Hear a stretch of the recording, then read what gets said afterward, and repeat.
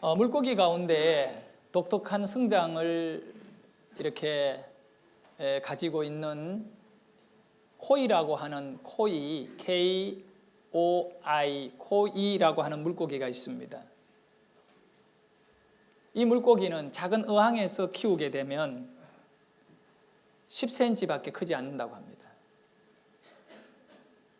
자기가 살아가는 공간이 작으면, 환경이 작으면 10cm, 최대 성장해도 10cm입니다.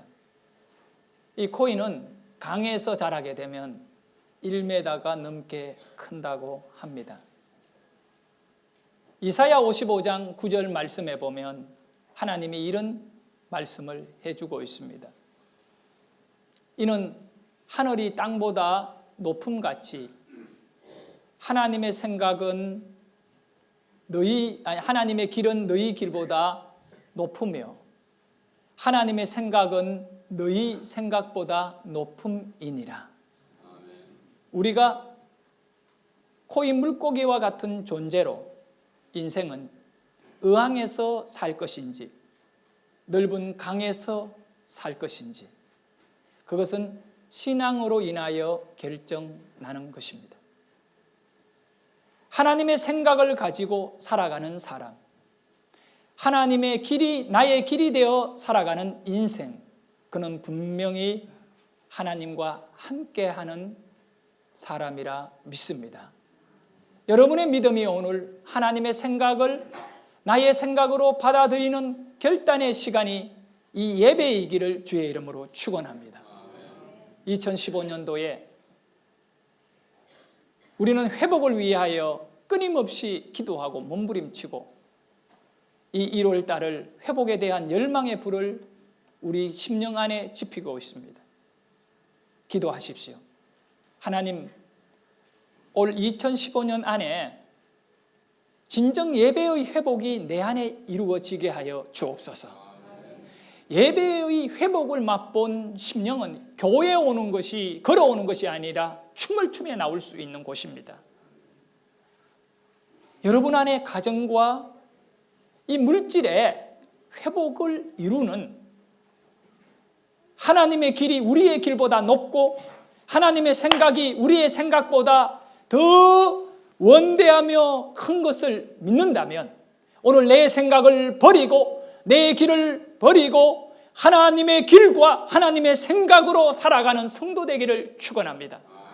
이 일을 위하여 하나님은 애굽의 노예로 살아가던 인생들은요, 자기 생각까지도 바로에 의해서 지배를 당했던 것입니다. 그런 인생들을 해방시켜서 가나안 땅으로 데리고 나왔습니다. 그리고 하나님이 한 사람에게 하나님의 길을 그에게 보여주십니다. 그가 바로 모세입니다. 이 모세라는 사람에게 하나님의 생각을 집어넣어 주신 거예요. 그러니까 모세는 언제나 하나님의 생각을 갖고 하늘을 바라보고 살아가던 인생이었습니다.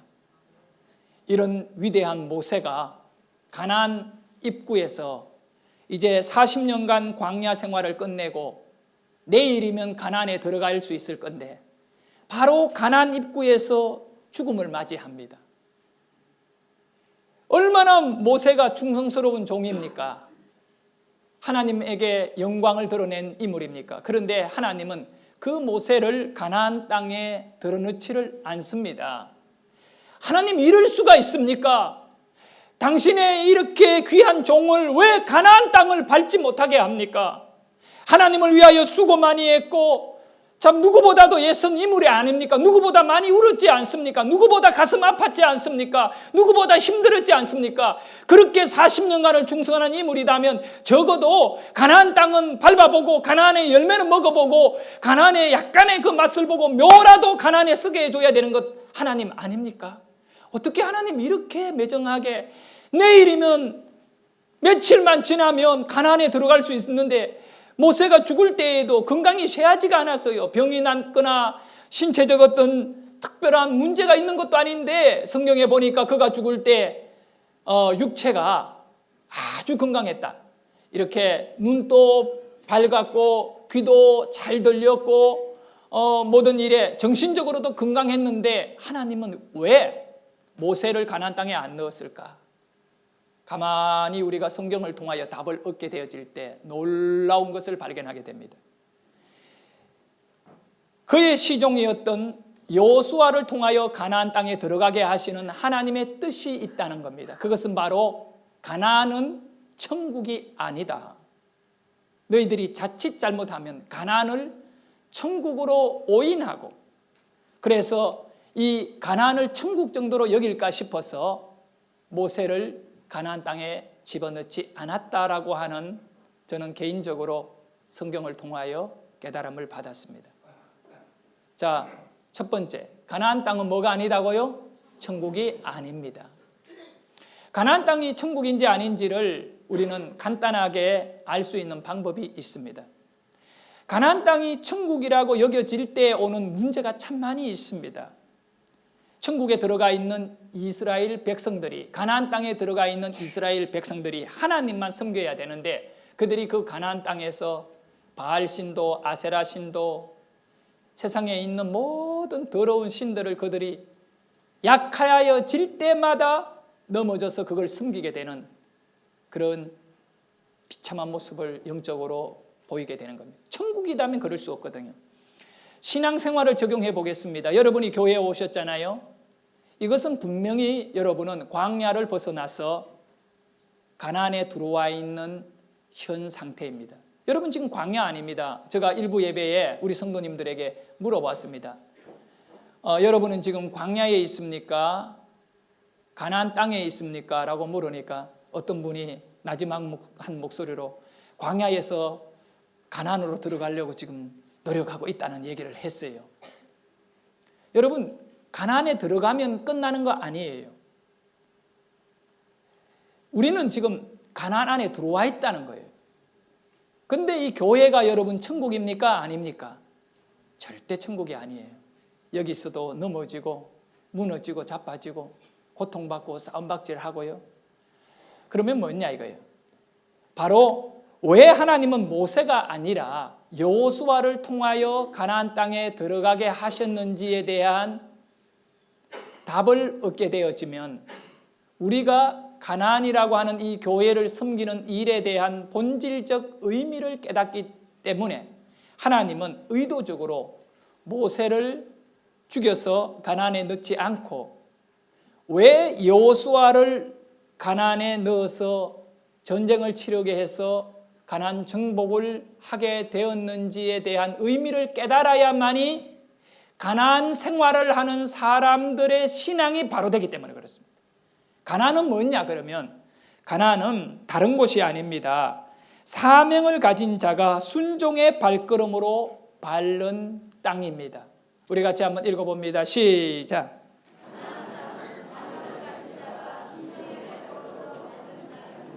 예. 가나안은 어떤 땅이라고요?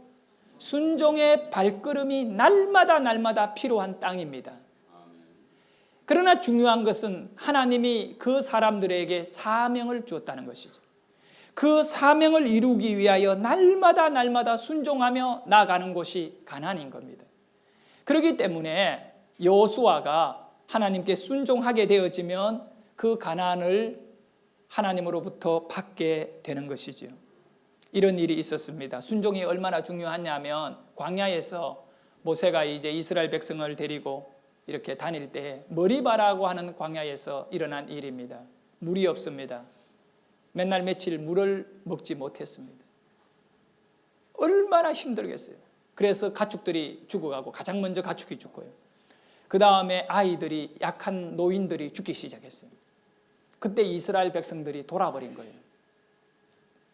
눈에 보이는 지도자에게 달라드는 거죠. 모세와 아론에게 돌을 들고 쫓아와가지고, 너희들이 우리 보고 축복의 땅 가나안으로 가자 해가 따라 나왔는데 이 광야에서 뭐 하는 짓이냐고, 내 자녀들과 내 가축들이 지금 다 죽게 됐다고 막 모세에게 달라들었습니다.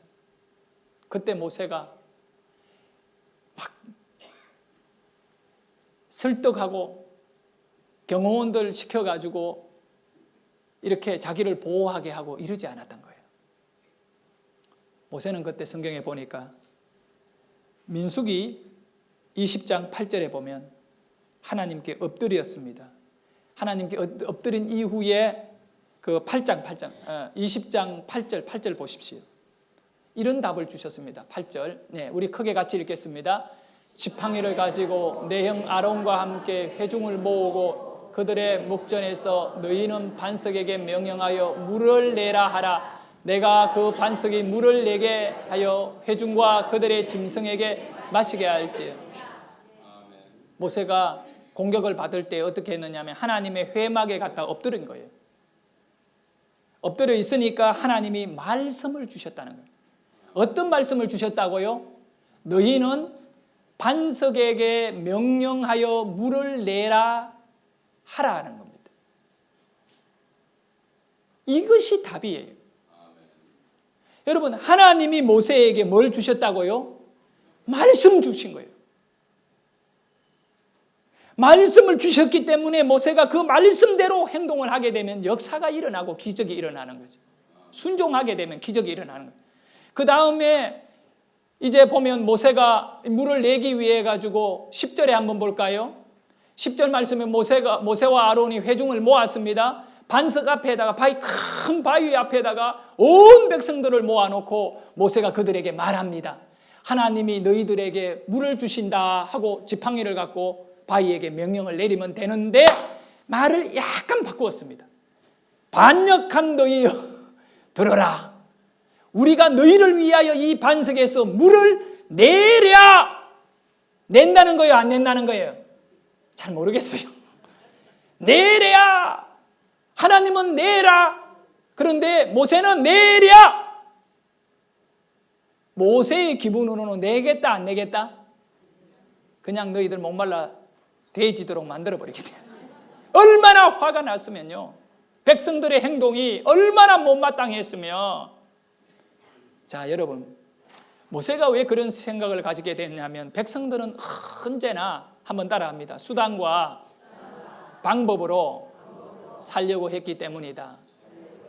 사실 모세 자신은요, 하나님만 바라보고 살았어요. 근데 백성들은 언제나 수단과 방법을 갖고 그것이 길이 되고 그것이 자기네들의 생각과 또 비전의 그 모양이 계속해 만들어졌던 거예요. 그러니 모세가 화가 나가지고 내가 너희들을 위하여 물을 내랴 그런 겁니다. 근데 하나님이 딱 보실 때 모세는 불신앙이다라고 하는 거예요. 하나님이 내라면 내야 되는 거예요. 원수에게도 먹이라면 먹여야 되는 겁니다. 여러분 믿으시면 아멘 합시다. 하나님이 내라면 내야죠. 너희들을 위하여 내랴. 자, 이걸 모세가 한 가지 모르는 것이 있는 것 같아요. 뭘 몰랐느냐 하면 백성들이 물을 마시는 것은 그들의 행위가 잘나서가 아니라 전적인 하나님의 은혜예요. 어차피 은혜로 의지하려면 모든 것을 하나님께 맡겨야 돼요. 사랑하는 여러분, 여러분이 잘 되는 것은 여러분의 행위라기보다 하나님의 은혜여야 하는 것입니다. 이렇게 돼가지고 모세는 어떻게 됐나요?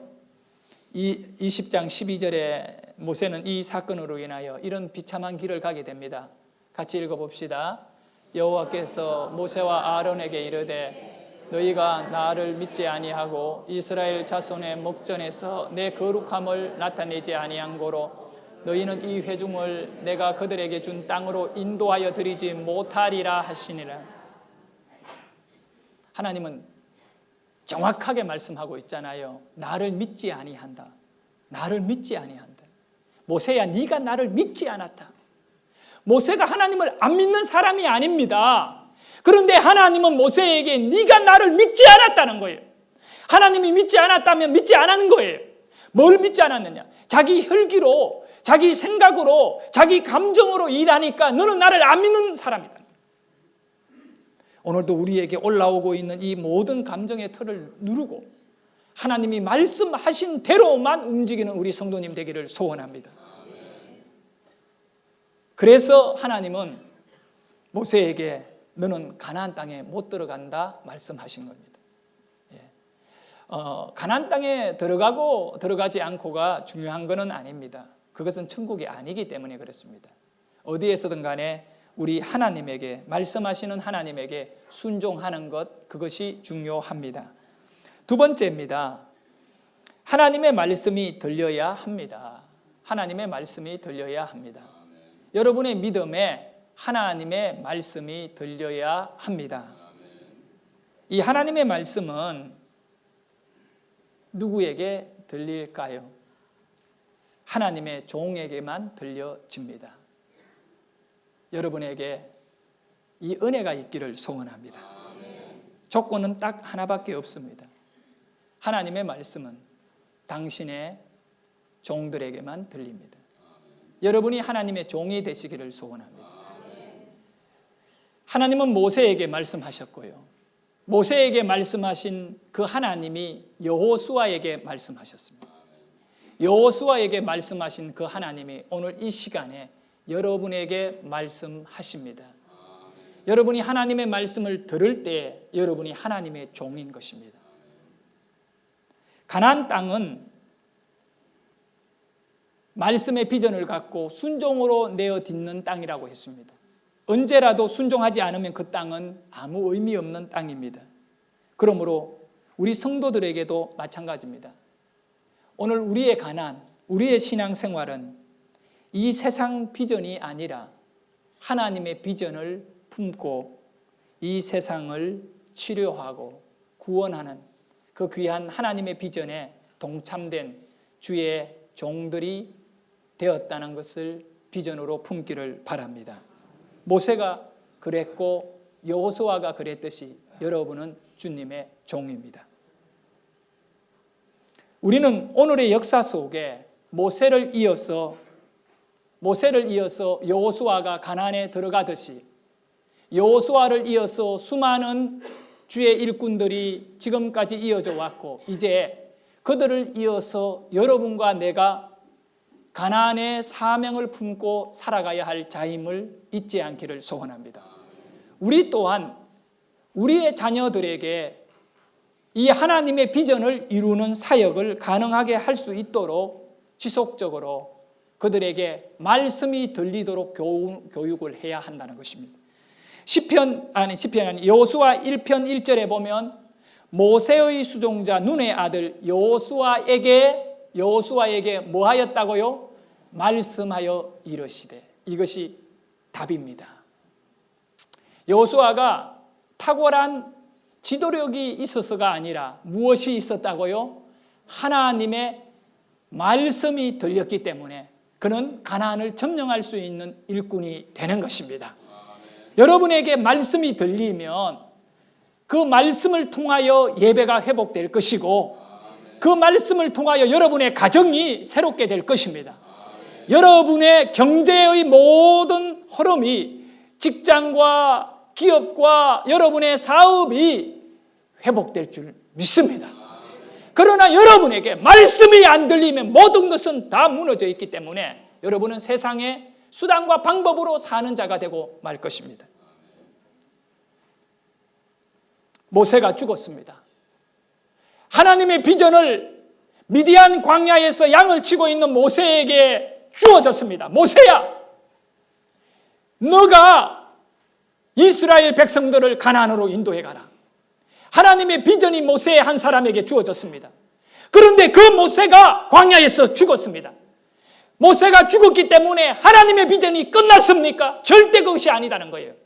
모세가 죽었지만 하나님의 비전은 여전히 말씀으로 인하여 그 비전이 다시 여호수아에게 넘어가는 것입니다. 할렐루야. 여호수아에게 주어졌던 그 비전이 오늘 우리에게 주어졌다는 사실도 믿으시기를 바라겠습니다. 예수님이 우리에게 사마리아 땅끝까지 가서 복음을 전하라고 하는 이 명령을 우리가 받았고 우리의 믿음의 후손들에게도 우리의 자녀들에게도 계속적으로 그렇게 들려지도록 해야 하는 것입니다. 모세의 수종자 눈의 아들 여호수아에게 말씀하여 이르시되. 하나님은 이제 누구에게 말씀한다고요? 여호수아에게 말씀하는 겁니다. 누가 주님의 일꾼입니까? 하나님의 말씀이 들려지는 사람이 주의 일꾼입니다. 우리 모두 하나님께 엎드리기를 정말 체질화되어 있기를 소원합니다. 하나님이 말씀하셔서 여러분의 삶의 길이 열려지기를 주의 이름으로 축원합니다.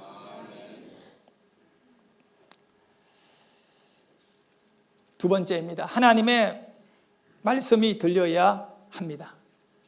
하나님의 말씀이 들려야 합니다. 우리 한번 따라합니다. 하나님의 말씀이 들려야 합니다. 자, 우리 프로축구 선수 가운데 김신욱이라고 하는 선수가 있습니다. 김신욱. 나하고 굉장히 가까운 사람입니다. 정말 가까운 사람입니다. 한욱이하고 신욱이는 중간 글자 하나 딱 차이 날 뿐입니다. 신자를 쓰네요. 나는 한자를 쓰는데 이 김신욱 선수가 올 2014년 프로축구 MVP 세계 모든 상을 다 휩쓸었고요. 아시안 게임 금메달을 따는데 아주 획기적인 그런 선수로 활동했고요. 현재 국가대표 선수입니다. 나는요, 이 정도로 영적으로 무장된 사람은 별로 본 적이 없어요. 내 눈으로 본 적이 없어요.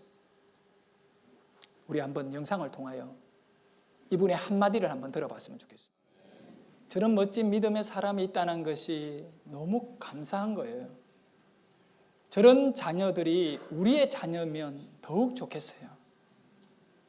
네, 우리 백군사님 조카도 국가대표 이번에 선수 올림픽 월드컵까지 나갔는데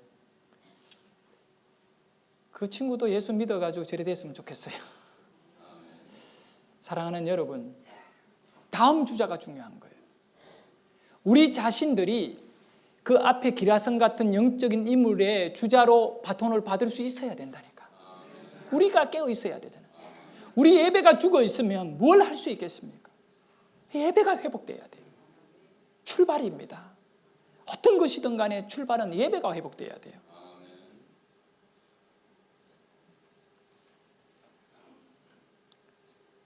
세 번째입니다. 믿음이 수단과 방법을 이깁니다. 우리 같이 한번 따라할까요? 믿음이 수단과 방법을 이깁니다. 여러분은 믿음으로 사나요? 수단과 방법을 가지고 사나요?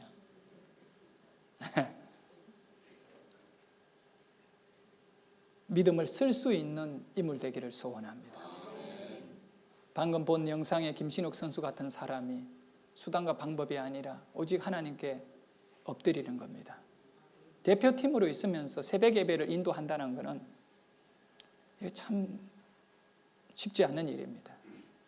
하나님이 왜 저를 목사를 시켰을까요?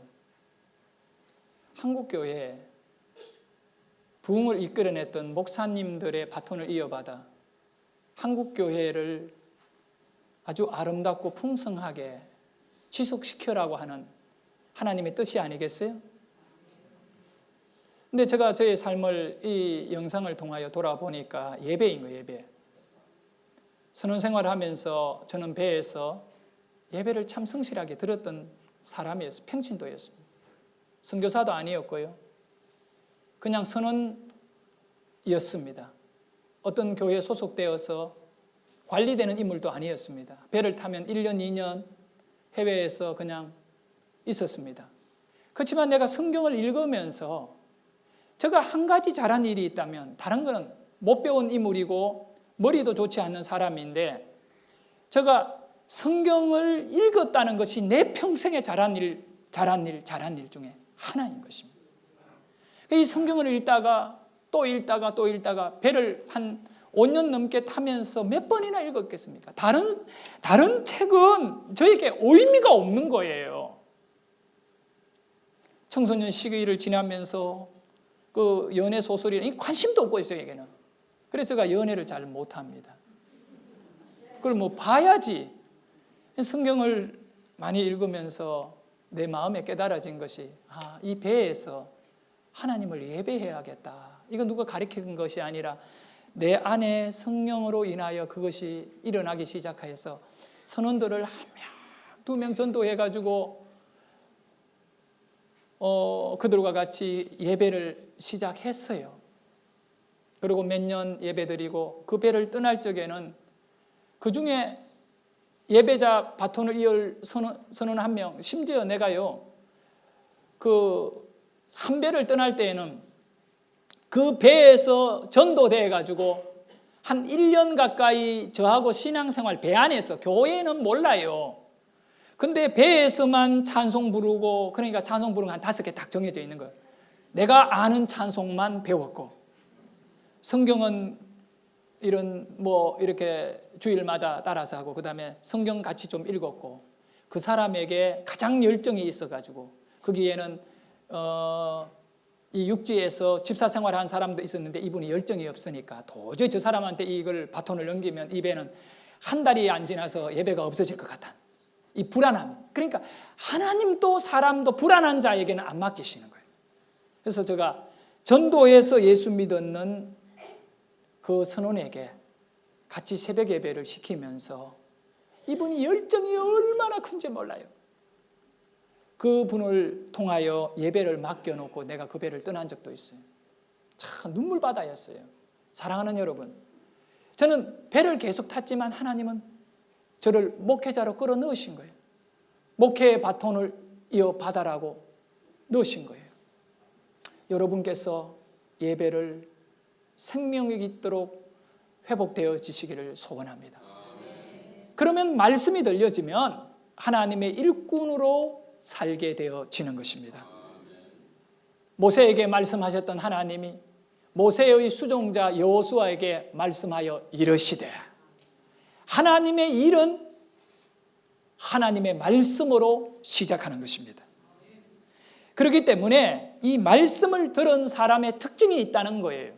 그 특징이 뭐냐 하면, 수단과 방법으로 무장되어 있는 이 세상에서 수단과 방법을 가져야 살아간다라고 하는 이 세상의 원리를 다 무시하고 오직 말씀으로 살아야 한다.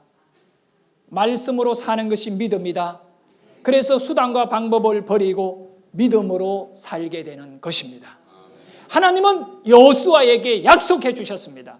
여호수아 1장 5절에 말씀하시기를, 네가 수단과 방법을 버리고 말씀에 의지하여 내가 너에게 하는 말대로만 살고 계명과 율법을 지키고 행하고 좌로나 우로나 치우치지 아니하면, 균형 잡힌 말씀의 신앙을 갖고 있으면 1장 5절에 네 평생에 너를 능히 대적할 자가 없으리니, 내가 모세와 함께 있었던 것 같이, 내가 모세에게 말했던 것 같이 너에게도 말할 것이고, 내가 모세를 도왔던 것 같이 너를 도와주리라.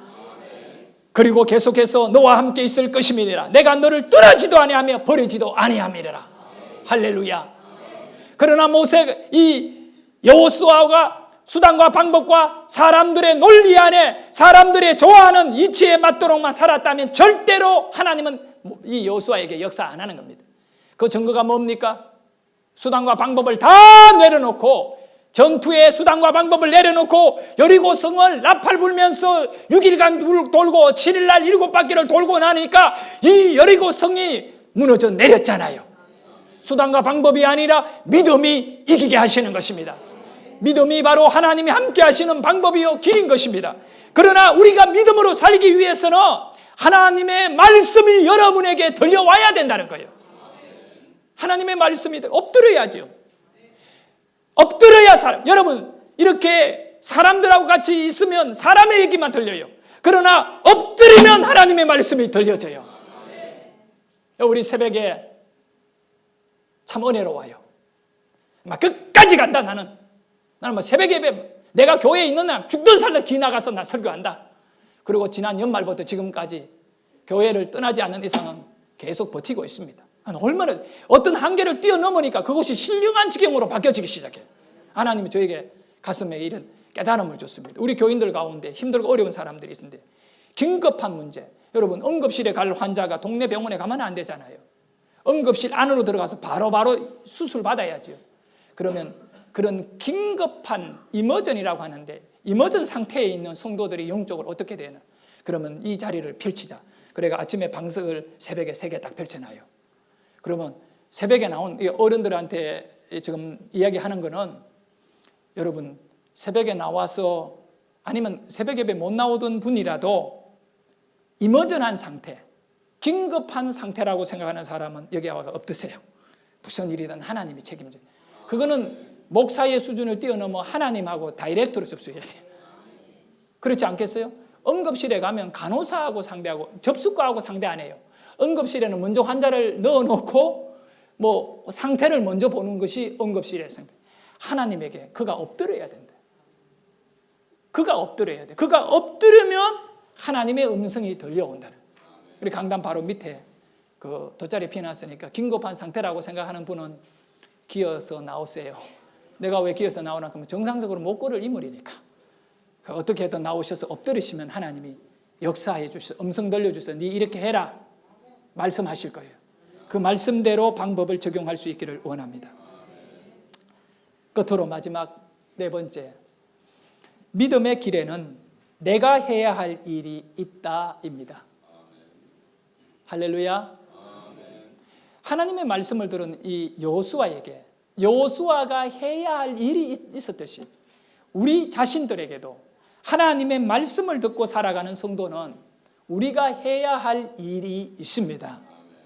여호수아 1장 7절의 말씀을 볼까요? 우리 함께 읽을까요? 오직 강하고 극히 담대하여 나의 종 모세가 내게 명령한 그 율법을 다 지켜 행하고 우로나 좌로나 치우치지 말라. 그리하면 어디로 가든지 형통. 방법은 간단한 말씀을 가지고 우로나 좌로나 치우치지 마라. 8절의 말씀을 볼까요? 8절에 이 율법책을 너의 입에서 떠나지 말게 하며 주야로 그것을 묵상하여 그 안에 기록된 대로 다 지켜 행하라. 그리하면 네 길이 평탄하게 될 것이며 내가 형통하리라.